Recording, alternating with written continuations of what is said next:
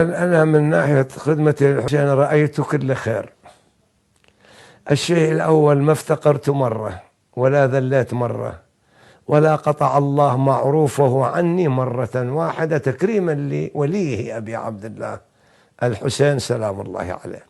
وأنا أقول للشباب إذا كنت تبكي على الحسين وتحضر ماتم الحسين وتلطم على الحسين وتقرأ على الحسين وتشجع مآتم الحسين، يجب أن تتحلى بأخلاق الحسين، وإلا لطمك وبكائك وزيارتك لا قيمة لها وربما غير مقبولة عند الله سبحانه وتعالى.